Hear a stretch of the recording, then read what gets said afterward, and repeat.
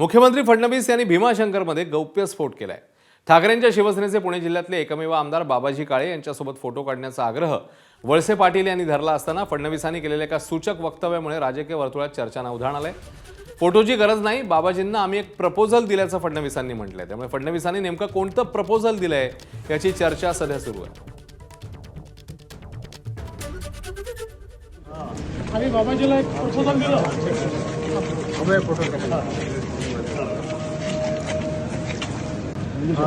आम्ही बाबाजीला एक प्रपोजल दिलं।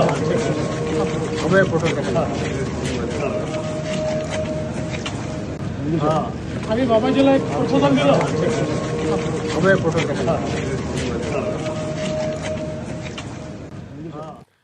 आणि याबद्दल अधिक जाणून घेऊया। आपले प्रतिनिधी नाझीम मुल्ला आता आपल्यासोबत आहे। नाझीम, या फोटोमधला आणि हा संवाद जरी हास्य असेल चेहऱ्यावर तरी नेमके काय संकेत समजायचे, हे काय अपडेट्स आहेत, काय चर्चा सुरू आहे यानंतर?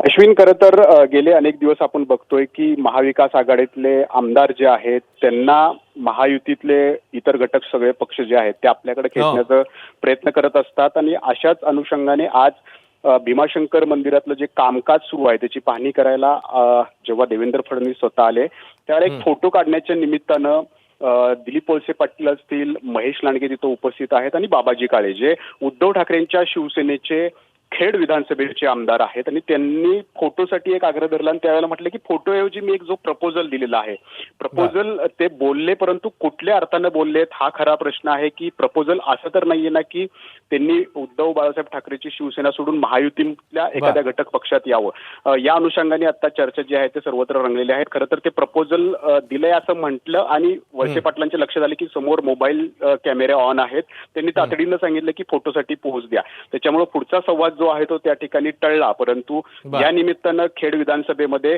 उद्धव बाळासाहेब ठाकरेंच्या शिवसेनेला एक धक्का बसणार का, उद्धव ठाकरेंना धक्का बसणार का, अशी चर्चा या निमित्तानं रंगलेली आहे। अश्विन, धन्यवाद नाझीम या सगळ्या माहितीबद्दल। एबीपी माझा, उघडा डोळे बघा नीट।